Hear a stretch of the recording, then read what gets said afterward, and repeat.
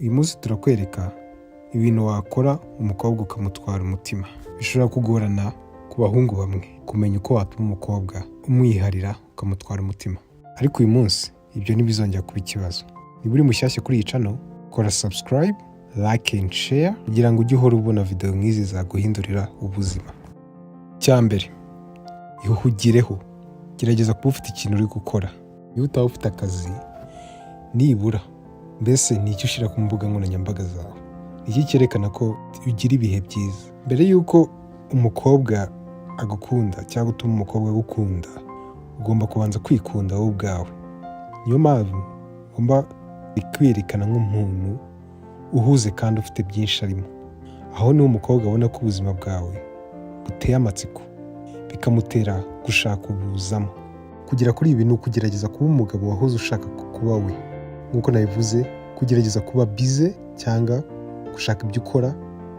Ushobora gukora imyitozo ituma umubiri wawe umera neza, cyangwa se kwambara neza, gutembera, ibintu nk'ibyo.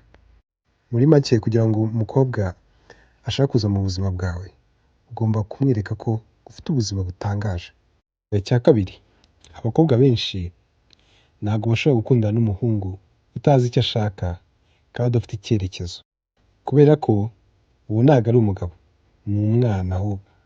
Abakobwa bashaka abagabo bafite kwizera ndetse berekana imbaraga zabo.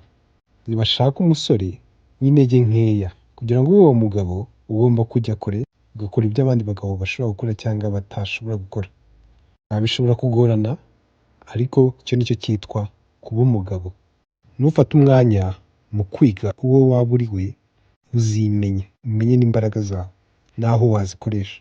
Nyuma na nyuma uzaba umugabo abakobwa bashaka kubana nabo.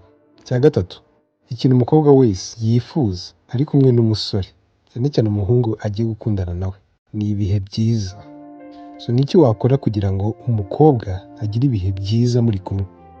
Ugomba kuba umuntu wese yakifuza kuba iruhande rwe. Muri make, ushimishije, usetsa abantu bakanezerwa. Nicyo ashaka rero nawe. Ba fan cyangwa umusetse yishime. Abakobwa bakunda abahungu babashimisha. Ntukeneye kuba umukomediye, cyangwa se niba utabishoboye ubyishakemo, ahubwo ba wowe mubwire twa jokes ubwira inshuti zawe muri kumwe, nawe bizamushimisha.